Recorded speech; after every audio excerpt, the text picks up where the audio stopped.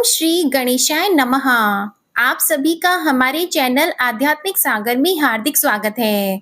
आज आषाढ़ मास के बुधवार के दिन आइए सुनते हैं गणेश जी की पौराणिक कथाएं। साथ में सुनेंगे धन समृद्धि प्रदान करने वाली, बरकत देने वाली माता अन्नपूर्णा की कथा। तो इन सभी कथाओं को श्रद्धा और भक्ति के साथ आप पूरा अवश्य सुनिएगा। प्रेम से बोलिए गणेश जी महाराज की जय हो। बहुत समय पहले की बात है, एक गांव में एक भाई बहन रहते थे।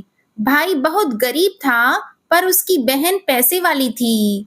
जब बहन के ननद का विवाह था, तब बहन ने ना तो अपने भाई को विवाह में आने का निमंत्रण दिया और ना ही कोई चिट्ठी भेजी। भाई को बाहर वालों से पता चला कि उसकी बहन के ननद का विवाह है।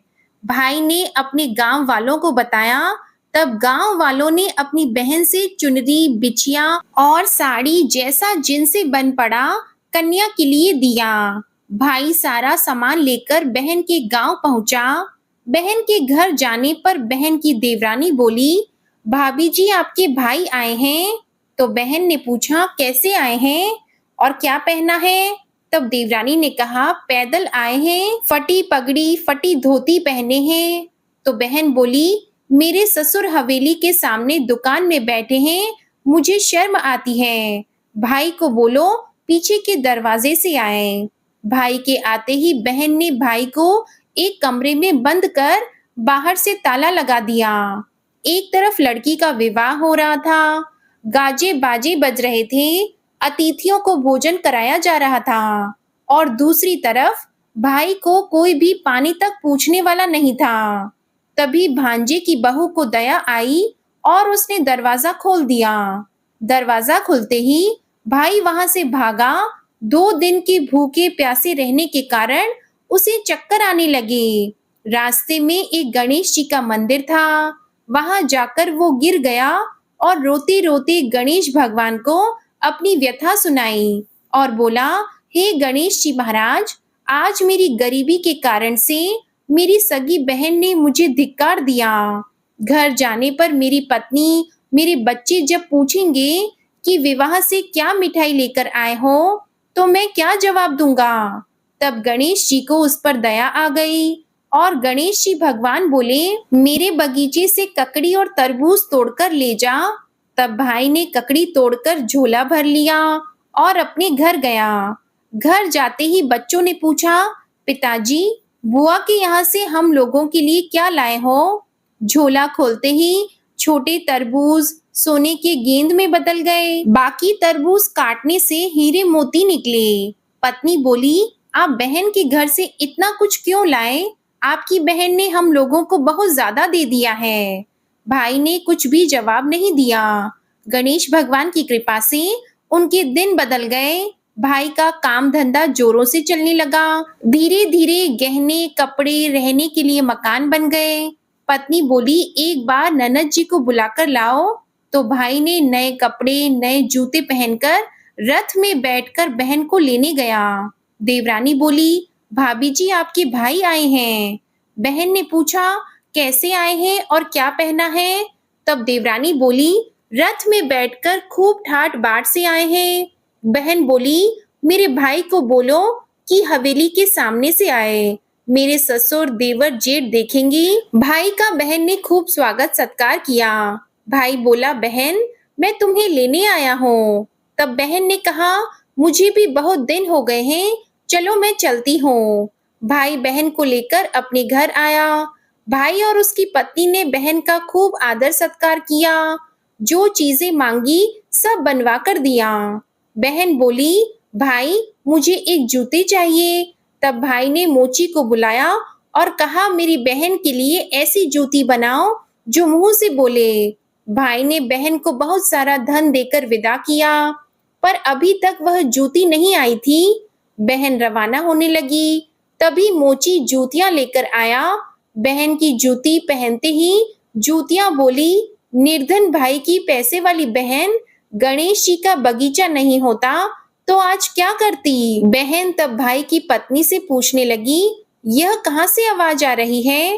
तभी भाई ने कहा, सुबह का समय है, कोई जीव जंतु बोल रहे होंगे। भाई ने घोड़े गाड़ी को जल्दी जाने को कहा। बहन के जाते ही पत्नी जिद करके बैठ गई कि जूतियां क्या बोल रही थी। तब पति ने अपनी पूरी आप बीती सुनाई कि कैसे बहन ने मुझे 2 दिन भूखा रखा, कमरे में बंद कर दिया था। भांजे की बहू ने दरवाजा खोला, तब मैं बाहर आया और गणेश जी के शरण में जा पहुंचा। गणेश जी की कृपा से हमारे दिन बदले हैं। उसने अपनी पत्नी को सारी बातें बताई। तब पत्नी बोली, अगर मुझे मालूम होता तो मैं आपकी बहन को कुछ नहीं देती। मेरा दिया हुआ सब कुछ वापस लेकर आओ। तब पति बोला, गणेश भगवान ने हमें सब दिया है। अगर वह मुझे भूखा प्यासा कमरे में बंद नहीं करती तो मैं गणेश भगवान के मंदिर में क्यों जाता? क्या मैं गणेश जी को अपना दुखड़ा सुनाता? तुम अपना मन मैला मत करो, और अपने पर तो गणेश जी की कृपा है, और किस चीज की कमी है। फिर दोनों गणेश जी के आगे झुककर प्रणाम करते हैं और जयकारा लगाते हैं। हे गणेश जी महाराज, जैसी कृपा आपने गरीब भाई पर की, वैसे ही अपने सभी भक्तों पर अपनी कृपा बनाए रखना। तो प्रेम से बोलिए गणेश जी महाराज की जय हो। आइए अब सुनते हैं गणेश जी महाराज की अगली पौराणिक कथा। एक बार देवी तुलसी विवाह हेतु वर ढूंढने के लिए तीर्थ यात्रा पर निकली थी और ढूंढते ढूंढते वह गंगा किनारे पहुंच गई। उस समय गणेश भगवान गंगा किनारे तप कर रहे थे। उन्हें देखते ही देवी तुलसी उन पर मोहित हो गई और उनके मन में गणेश भगवान से विवाह की इच्छा उत्पन्न हुई। फिर देवी तुलसी ने गणेश जी के पास जाकर उनका ध्यान भंग कर दिया। आंखें खोलने के बाद गणेश भगवान के सामने देवी तुलसी खड़ी थी, लेकिन सामने एक स्त्री है, इसलिए अपने क्रोध को नियंत्रण में रखकर गणेश भगवान ने पूछा, आप कौन है देवी, और मेरा ध्यान भंग करने का क्या कारण है? तो जवाब में देवी तुलसी ने अपने परिचय के साथ गणेश जी से विवाह की बात कर ली।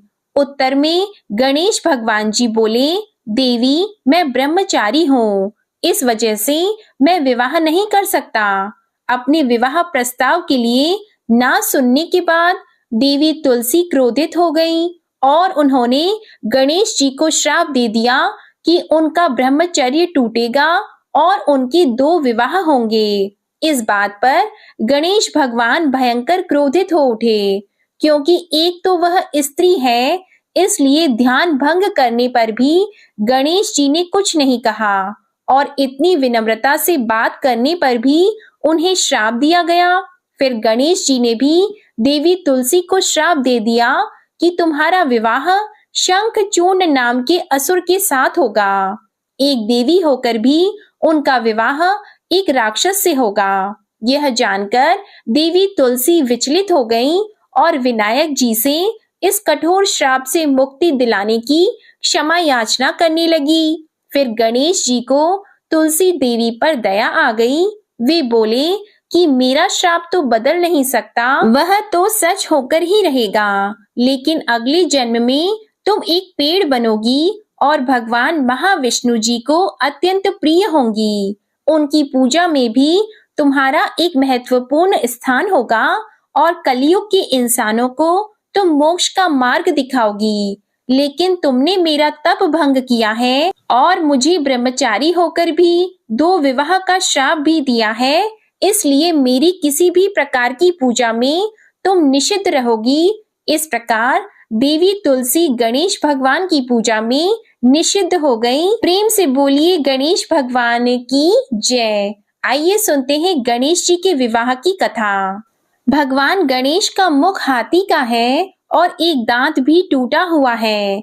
इन्हीं 2 कारणों की वजह से उनका विवाह नहीं हो पा रहा था। इस बात से गणेश जी महाराज अक्सर नाराज रहा करते थे। एक दिन एक देवता के आग्रह पर विनायक जी उसके विवाह में अपनी उपस्थिति दर्शाने गए।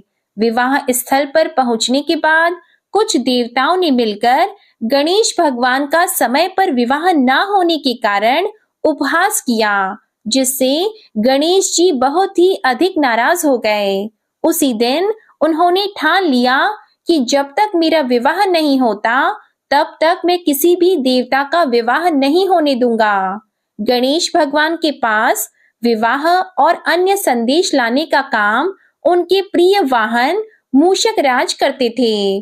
अब मूषक राज जब भी किसी देवता के विवाह का समाचार लाते तब गणेश जी उसे आदेश देते और मूषक राज अपनी सेना के साथ जाकर उस विवाह के मंडप को गिराकर तहस नहस कर देते और बारातियों को भी भगा देते। इस तरह गणेश जी और मूषक राज की मिली भगत की वजह से किसी भी देवता का विवाह नहीं हो पा रहा था। गणपति जी के व्यवहार से तंग आकर सभी देवी देवता भगवान शिव और माता पार्वती जी के पास पहुंच गए और इस विराट समस्या का समाधान मांगने लगे। भगवान शिव और माता पार्वती ने कहा कि इसका हल तो आपको केवल ब्रह्मदेव जी के पास ही मिल सकता है। कृपया करके आप ब्रह्मलोक को जाएं। तब माता पार्वती और महादेव जी को प्रणाम करके सभी देवी देवता ब्रह्मा जी के पास प्रकट हुए। देवताओं की समस्या को ठीक से सुनने के बाद ब्रह्मा जी ने अपनी योग शक्ति से 2 कन्याओं का निर्माण किया। कन्याओं का नाम था रिद्धि और सिद्धि। वह दोनों ब्रह्मा जी की मानस पुत्रियां थीं। उन्हें लेकर ब्रह्मा जी गणेश महाराज के पास गए और उनसे अपनी पुत्रियों को ज्ञान एवं शिक्षा प्रदान करने का निवेदन करने लगे। ब्रह्मा जी का मान रखने के लिए एकदंत भगवान ने रिद्धि और सिद्धि को शिक्षा देना आरंभ किया। फिर उस दिन के बाद से जब भी मूषक राज किसी विवाह की खबर लेकर आते हैं उस वक्त रिद्धि और सिद्धि गणेश जी को अपनी बातों में उलझा कर रखती थीं। इस तरह गणेश जी का ध्यान किसी और विषय पर रहता और दूसरी तरफ देवताओं का विवाह संपन्न हो जाता। एक दिन बुद्धि के देवता भगवान गणेश जी को यह बात समझ आ गई, लेकिन उनके क्रोध में आने से पहले ही ब्रह्मदेव अपनी दोनों पुत्रियों के साथ वहां पर प्रकट हो गए।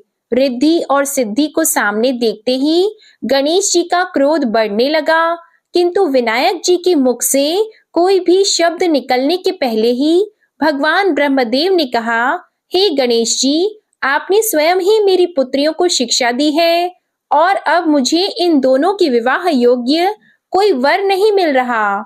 मेरी आपसे विनती है कि आप ही रिद्धि और सिद्धि से विवाह करके मुझे धन्य कीजिए। परमपिता ब्रह्मदेव जी की शांत वाणी को सुनकर गणेश जी का क्रोध शांत हो गया और वे उस विवाह प्रस्ताव के लिए हंसी खुशी राजी हो गए। विवाह के बाद अपनी दोनों पत्नियों से उन्हें 2 पुत्र प्राप्त हुए जिनका नाम रखा गया शुभ और लाभ। तो प्रेम से बोलिए भगवान गणेश जी की जय। आइए अब सुनते हैं गणेश जी की पूजा पाठ में सुनी जाने वाली पौराणिक कथा। एक गांव में एक सेठ और सेठानी रहते थे।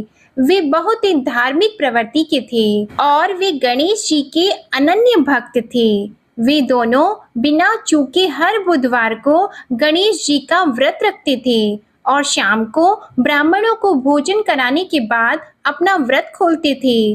सेठ जी का काफी बड़ा परिवार था। वे सब आपस में बड़े प्यार और भाईचारे से रहते थे, लेकिन सेठानी और सेठ की कोई संतान नहीं थी।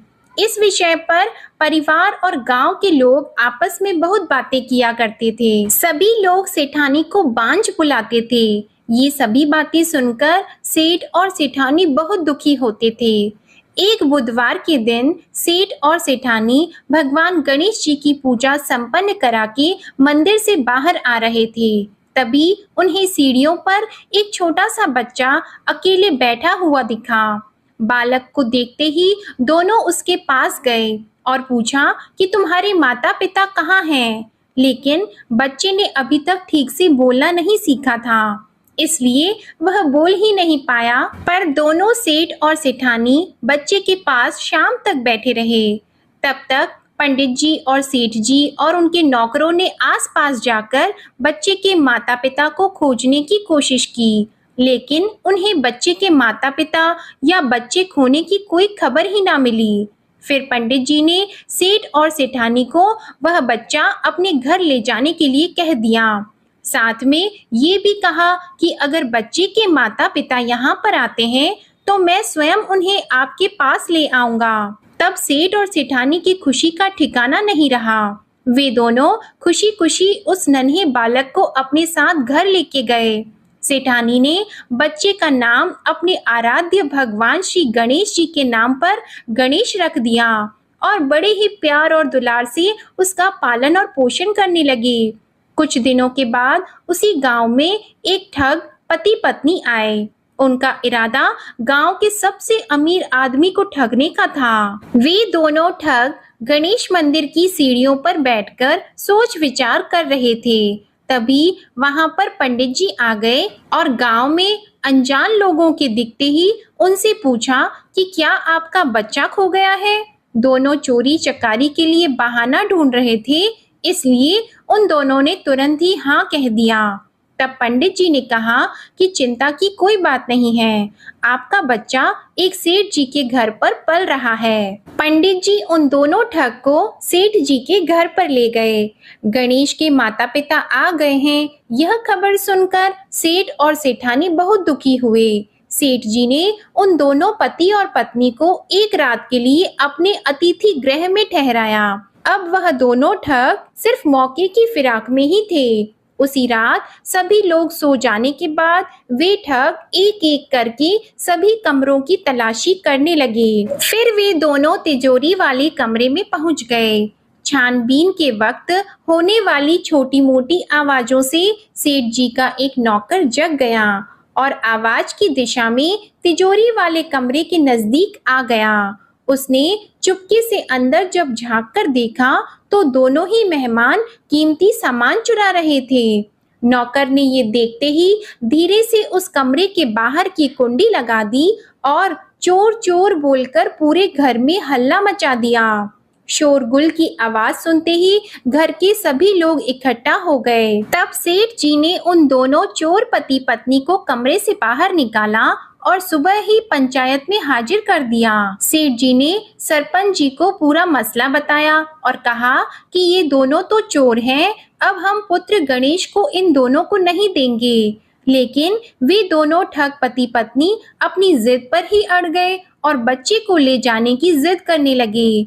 सरपंच जी ने इस गंभीर समस्या का एक तोड़ निकाला। उन्होंने सेठानी और दूसरी औरत को गणेश जी के सामने खड़ा कर दिया और कहा, जिसके भी आंचल से दूध की धार गणेश के मुंह में जाएगी, वह बालक गणेश उसके पास ही रहेगा। फिर वे दोनों अपने अपने आंचल मुंह के सामने फैलाकर खड़ी हो गईं। सेठानी जी मन ही मन भगवान गणेश के नाम का जप कर रही थी। देखते ही देखते गणेश भगवान की कृपा से सेठानी की आंचल से दूध की एक धार गणेश जी के मुंह में गिरी और इस तरह बालक गणेश सेठ और सेठानी के साथ हमेशा के लिए रहने लगा। बोलिए गणेश जी भगवान की जय। अब आप सुनिए भगवान गणेश की ये दूसरी कथा। बहुत समय पहले की बात है। एक दिन गणेश जी धरती पर सैर कर रहे थे। सैर करते करते वे एक अनाज के खेत में पहुंच गए और भूख लगने के कारण उन्होंने उस खेत में से अनाज के दाने तोड़कर खा लिए।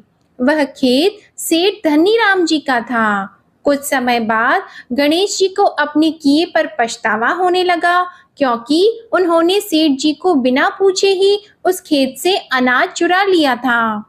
फिर गणेश जी ने सोचा कि अपने किए बुरे कर्म का प्रायश्चित तो करना ही पड़ेगा, इसलिए उन्होंने सेठ जी के यहाँ 12 साल के लिए नौकरी करने की ठान ली। उसके बाद अगले दिन सुबह विनायक जी एक 13-14 साल के एक लड़के के रूप में नौकरी मांगने के लिए धनीराम सेठ जी के घर पहुंच गए और उन्होंने सेठ जी को अपना नाम गणेश बताया। विनायक भगवान की बुद्धिमानी की परीक्षा लेने के बाद सेठ जी ने खुशी खुशी उसे नौकरी दे दी। अब गणेश भगवान एक सामान्य मानव के रूप में सेठ जी के घर पर ही रहने लगे। एक दिन सेठ जी की पत्नी शाम के समय घर का काम खत्म करने के बाद राख से हाथ धोने जा रही थी। यह देखकर गणेश जी ने सेठानी जी के हाथ पकड़कर जबरदस्ती मिट्टी से हाथ धुलवा दिए। गणेश जी की इस हरकत से सेठानी जी बहुत गुस्सा हुई और उन्होंने सेठ जी के कमरे में जाकर गणेश की शिकायत कर दी। सेठानी की सब बातें सुनने के बाद सेठ धनीराम ने गणेश को बुलाया और इस हरकत का कारण पूछा। तब गणेश जी बोले कि सेठानी शाम के समय राख से हाथ धो रही थी और ऐसा करने से घर की लक्ष्मी नाराज होती है, इसलिए मैंने उनके हाथ मिट्टी से धुलवा दिए। इससे घर पर माता लक्ष्मी की कृपा बनी रहेगी। यह सब सुनकर सेठ जी ने सोचा कि गणेश जी की सोच तो बहुत अच्छी है। इसके कुछ दिनों के बाद कुंभ मेले का शुभ अवसर आया। तब सेठ जी ने गणेश को बुलाया और कहा कि सेठानी जी को कुंभ मेले में स्नान करा लाओ। तब सेठानी और गणेश स्नान के लिए मेले में पहुंचे। वहां पहुंचने के बाद सेठानी जी नदी के किनारे बैठकर नहाने लगी। उन्हें ऐसा करते देखकर गणेश दौड़कर आए और सेठानी जी के दोनों हाथ पकड़कर उन्हें नदी के अंदर लेकर गए, उनसे पानी में डुबकी लगवाई और फिर किनारे पर ले आए। अब गणेश की इस हरकत से तो सेठानी को बहुत गुस्सा आया। सेठानी जी घर आते आते पूरे रास्ते गणेश को ताने मारने लगी, लेकिन गणेश भगवान सब कुछ शांति से सुन रहे थे। घर आते ही सेठानी ने सेठ जी के पास फिर से खड़े होकर शिकायत की। तब सेठ जी ने फिर से गणेश को बुलाया और पूछा कि तुमने ऐसा क्यों किया। गणेश जी बोले, सेठ जी, सेठानी जी नदी के किनारे बैठकर गंदे पानी से नहा रही थी, तो मैंने उन्हें नदी में ले जाकर साफ पानी में डुबकी लगवाई। ऐसा करने से उन्हें अगले जन्म में बहुत बड़ा राजपाट और वैभव मिलेगा।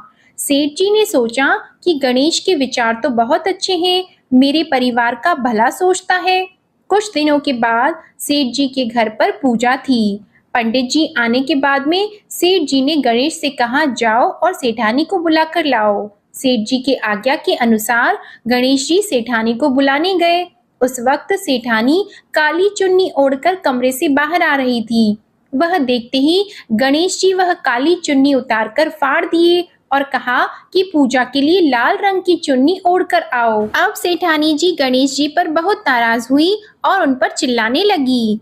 इस आवाज को सुनकर सेठ जी वहां पर भागते हुए आए और पूछा कि क्या हुआ। तब सेठानी ने बोला कि गणेश ने मेरी चुन्नी फाड़ दी। फिर सेठ जी ने भी गणेश को बहुत डांटा। जवाब में गणेश जी ने कहा कि सेठ जी पूजा में कभी भी काला वस्त्र नहीं पहनते, इससे शुभ काम सफल नहीं होते, इसलिए मैंने ऐसा किया। सेठ जी ने सोचा कि गणेश तो बहुत समझदार है। इसी तरह लीला रचाते हुए उसी घर में गणेश जी के 12 साल बीत गए। फिर एक दिन सेठ जी ने नया कारोबार शुरू करने से पहले घर में पूजा रखी थी। पूजा करते करते सेठ जी को याद आया कि पूजा की सामग्री में गणेश भगवान की मूर्ति तो है ही नहीं। तब उन्होंने अपने नौकर गणेश को पूजा घर से भगवान विनायक जी की मूर्ति लाने के लिए कहा। तब गणेश बोला कि मुझे ही मूर्ति समझकर आप पूजा में विराजमान कीजिए, आपके सारे शुभ काम सफल हो जाएंगे। इस बात को सुनकर सेठ जी को गुस्सा आया और वे बोले, गणेश, तुम अब तक सेठानी से मजाक करते थे, अब मुझसे भी करने लगे हो। तब उत्तर में गणेश जी ने मुस्कुराते हुए सेठ जी से कहा कि मैं मजाक नहीं कर रहा, मैं सत्य कह रहा हूँ। इतना कहने के बाद नौकर गणेश ने अपना असली भगवान स्वरूप धारण कर लिया। साक्षात भगवान श्री गणेश को सामने देखते ही सेठ और सेठानी उनके चरणों में लीन हो गए और उन्होंने अपनी पूजा संपन्न की। इसके बाद गणेश जी देखते ही देखते अंतर ध्यान हो गए। बाद में सेठ और सेठानी को बहुत पछतावा होने लगा कि स्वयं भगवान हमारे घर नौकरी कर रहे थे और हमने उनके साथ कितना बुरा व्यवहार किया, उनसे बहुत सारा काम कराया। ये सोच सोचकर दोनों दुखी रहने लगे। फिर उसी रात सेठ और सेठानी के सपने में भगवान गणेश प्रकट हुए और उन्हें समझाया कि मैंने 12 साल पहले तुम्हारे खेत से अनाज के दाने बिना पूछे तोड़ लिए थे और उसी कर्म का दोष दूर करने के लिए मैं 12 साल से तुम्हारे घर नौकरी किया। धनीराम सेठ जी के जीवन की काया पलट हो गई। गणेश जी जैसी माया आपने धनीराम सेठ जी पर की, वैसी ही माया इस कहानी को पढ़ने वाले, सुनने वाले और हर एक व्यक्ति पर करना। कथा अधूरी हो तो इसे पूरी करना और हमसे कोई गलती हुई हो तो उसे क्षमा करना। प्रेम से बोलिए भगवान गणपति जी की जय। आइए अब सुनते हैं धन समृद्धि प्रदान करने वाली, घर में बरकत लाने वाली माता अन्नपूर्णा की बड़ी ही दुर्लभ कथा। इस कथा को श्रद्धा और भक्ति के साथ पूरा अवश्य सुनिए। प्राचीन काल की बात है, पुरुषोत्तमपुर नामक गांव में एक बहुत धर्मात्मा सेठ जी रहा करते थे। उनके 5 पुत्र और एक सबसे छोटी पुत्री थी। उसका नाम गौरी था।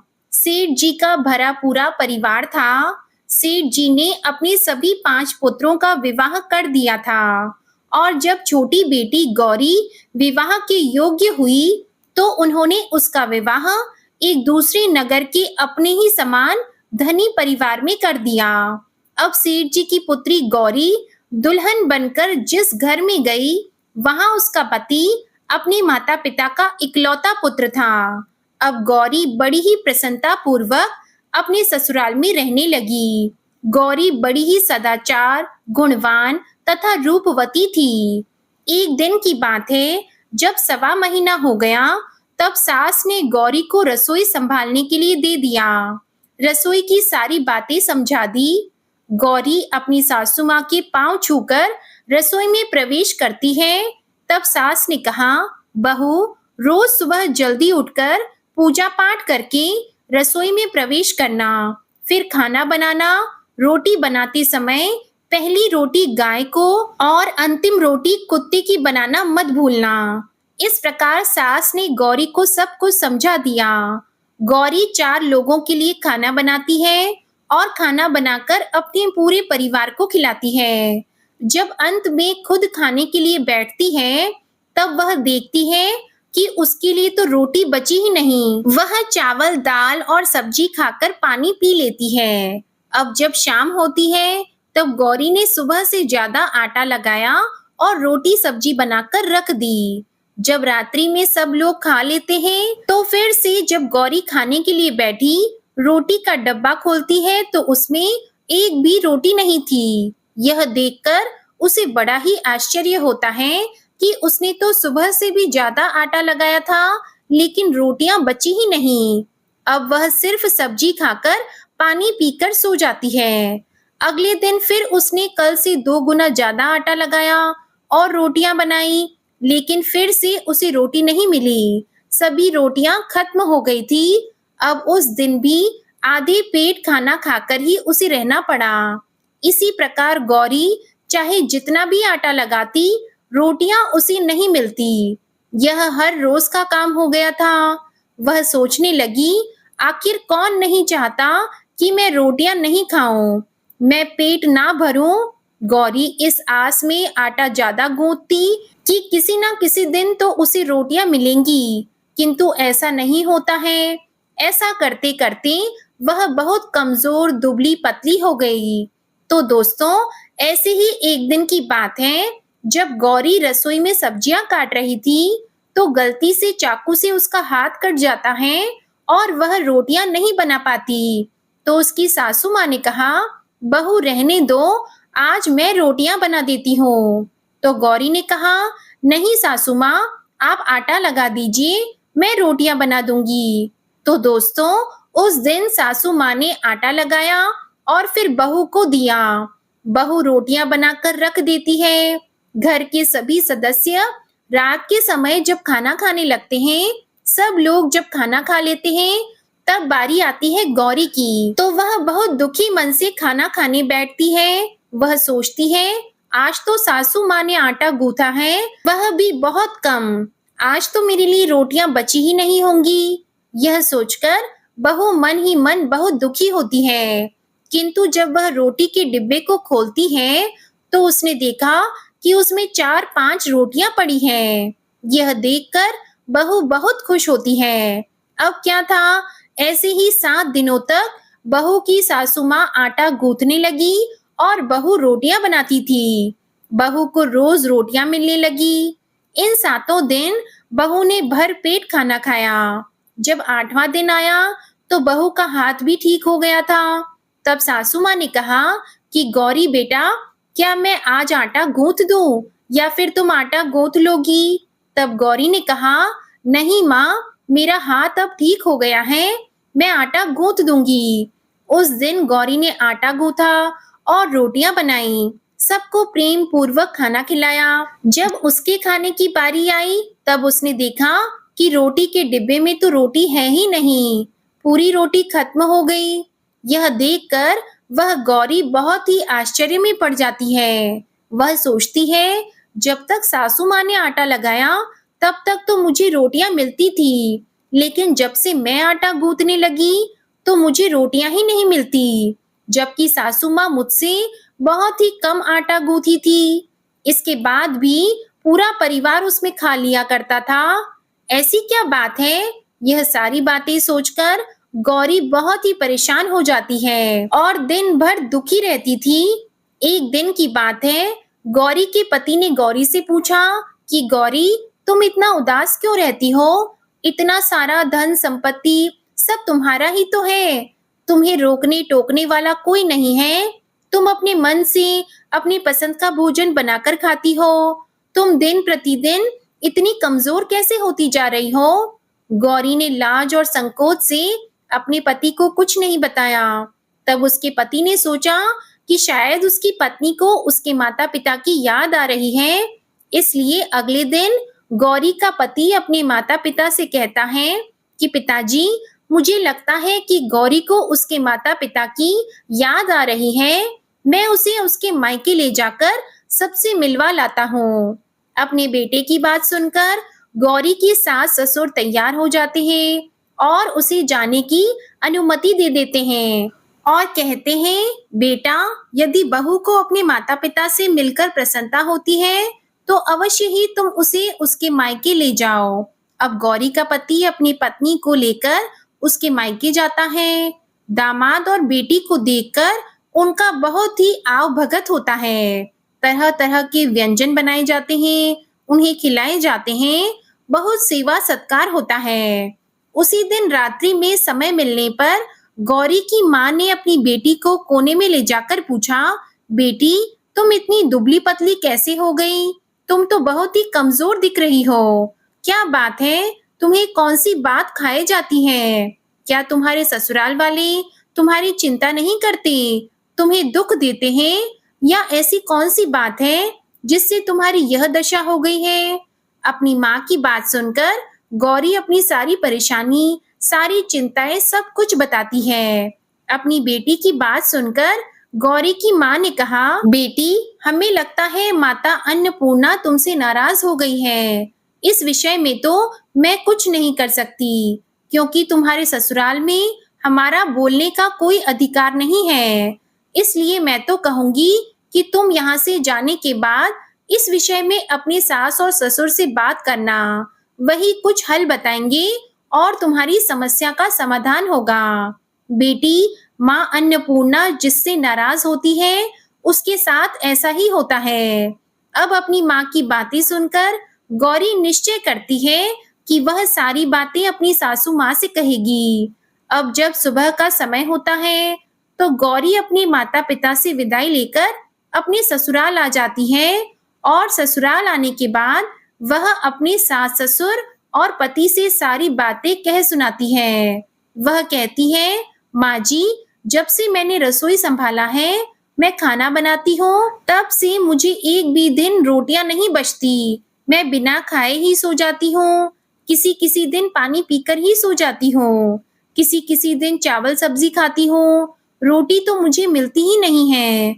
और माँ जी, आपको याद है मेरा हाथ कटा था, तब आप उस समय आटा गूंथा करती थी और वह भी बहुत कम, फिर भी मेरे लिए रोटियां बचा करती थी और मैं भर पेट खाना खाती थी। लेकिन अब जब मेरे हाथ का घाव ठीक हो गया, तब से मैं फिर से आटा गूंथने लगी और रोटियां बनाने लगी। अब मेरे लिए फिर से रोटियां नहीं बचती, मैं आधे पेट ही खाना खाती हूँ। अपनी बहू की बातें सुनकर सास को सब कुछ समझ में आ गया। उसने कहा, बहू, यह शायद मेरी ही गलती है। मैंने तुम्हें सब कुछ बताया, सब कुछ सिखाया, लेकिन एक बात तो बताना भूल ही गई। ऐसा कहकर सास अपनी बहू का हाथ पकड़कर गौरी को रसोई में ले जाती है। एक परात में आटा निकालकर उस आटे को अच्छे से गूंथती है। गूंथने के बाद उस गूंथे हुए आटे पर अपनी उंगलियों की 5 छाप लगा देती है और कहती है कि बहू, यह माँ अन्नपूर्णा का छाप होता है, उनका चिन्ह माना जाता है। आटा लगाने के बाद कोई भी स्त्री इस तरह छाप लगाती है तो उसके घर में बरकत होती है। इसका अर्थ यह है कि माँ अन्नपूर्णा की कृपा सभी परिवार वालों पर बरसे और कोई भी सदस्य भूखे पेट न सोए। बहू, मैं तुम्हें ऐसा बताना भूल गई। तुम आटा लगाते वक्त आटे पर अपनी 5 उंगलियों का छाप छोड़ देना और माँ अन्नपूर्णा तुम्हारे ऊपर अवश्य ही कृपा करेंगी। तुम कभी भी खाली भूखे पेट नहीं सोगी। यह बरकत का चिन्ह होता है। अब अपनी सासू माँ की बात सुनकर बहू हर रोज आटा गूंथती और फिर उस पर अपनी 5 उंगलियों की छाप छोड़ देती और फिर रोटियां बनाती। अब बहू को हर रोज रोटियां मिलने लगी। वह भर पेट भोजन करने लगी और स्वस्थ भी हो गई। माँ अन्नपूर्णा की कृपा उस पर बरसने लगी। उसके हाथ में माँ अन्नपूर्णा का वास हो गया। घर पर कोई भी सदस्य भूखा नहीं रहता और जो कोई मेहमान आता या कोई भी भीख मांगने के लिए भिक्षुक आता, उसे भी वह खाना खिलाकर ही घर से विदा करती। इस प्रकार बहू के ऐसा करने से उसके घर में बरकत होने लगी, अन्न की वर्षा होने लगी। तो प्रिय भक्तजनों, आटे को गूंथ कर उस पर 5 उंगलियों का छाप लगाना हमारी पुरानी परंपरा है। यह माता लक्ष्मी जी और माता अन्नपूर्णा का चिन्ह माना जाता है। ऐसा करने से माता अन्नपूर्णा सदा प्रसन्न रहती है और घर वालों पर अपनी कृपा दृष्टि बनाए रखती है। हमारे पूर्वजों से लेकर अब तक यह परंपरा चली आ रही है। सभी माताएं बहनें अपनी 5 उंगलियों की छाप आटे पर अवश्य ही लगाती हैं और माँ अन्नपूर्णा से प्रार्थना करती है कि सबका पेट भरना, सबका कल्याण करना और घर में अन्न धन की वर्षा करना। तो प्रेम से बोलिए अन्नपूर्णा माता की जय। ओम नमः शिवाय। जय माता दी, जय भोलेनाथ। ओम श्री गणेशाय नमः। आज की कथाएं अगर आपको पसंद आती हैं तो हमारे चैनल को सब्सक्राइब करके बेल आइकन जरूर प्रेस करिएगा और वीडियो को लाइक कीजिएगा। कमेंट में गणेश भगवान और अन्नपूर्णा माता की जय भी जरूर लिखिएगा।